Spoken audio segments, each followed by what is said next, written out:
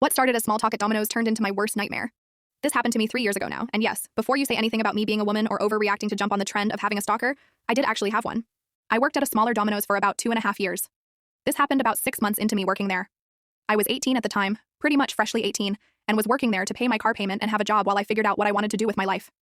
I was working a night shift with my boss, assistant manager, and a few others. My shift started at 4 in the afternoon and went until midnight, so I was a closer. About an hour into my shift, a man parked a white truck outside and walked into the building. I was working the front, so I greeted him and asked if he had an order placed already. He said yes and told me his name.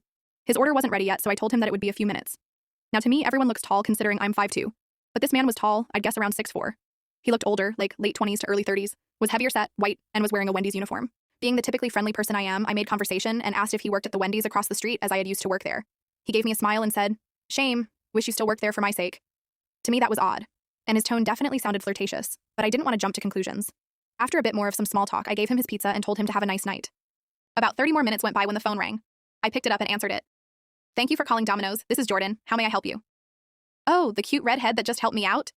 My heart dropped, my suspicions being confirmed about the guy flirting with me. He asked me for my number, and I told him no thank you, and that I wasn't willing to give that information out. Told him to have a good day and hung up. I hoped that would be the end of it. To be sure, I had let both my boss and assistant manager know what had happened, and that I was uncomfortable. Luckily, they completely understood, my boss making a comment. "Not saying this is a bad thing, but you barely look 16, so he almost sounds like a pedophile." Now from an outside perspective, he could have just been being friendly. Yes, I understand that. And at that point, I could have been overreacting, you're right. But I was just uncomfortable. Fast forward to about 10 at night. I saw a white truck park outside the building, and the same man get out of the truck. I immediately turned to my assistant manager, her pulling me into the back and into the office so he couldn't see me. My boss approached the guy and asked him what he needed, but the guy just kept looking around for me. I could see this because the office had a window that sort of acted like a one-way mirror. I started crying, my manager hugging me and telling me she wasn't going to let anything happen to me. She's a big girl, not like heavy, just bigger and more built than I am. My boss spoke to the guy saying, "Look man, she's already rejected you, and I'm not letting you see or talk to her. Get out of my store, because if you can't tell, she's fucking uncomfortable." The guy's face twisted in anger, and he stormed out of the store. He climbed into his truck, backed out of his spot so fast he spun his tires and squealed off. I had let out a sigh of relief, my boss coming to the back to check on me and let me know that I was safe, to take my time and clean myself up, and that I could go home early because that was a lot to handle. He then went back up front to run the store. My manager and I sat there and talked, her trying to make me laugh a bit while I calmed down. The phone rang in the office, and my manager answered. Later I found out it was one of our drivers. He called asking what vehicle the guy that was harassing me drove. She told him a white truck, and he said that the guy was driving his truck around the parking lot, circling it, waiting for me to leave. My manager said, "Oh fuck no."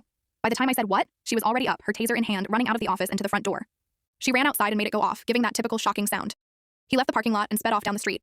At this point, I called my dad. He was across the street at the bar. He's not an alcoholic, he just enjoys throwing darts on a Friday night.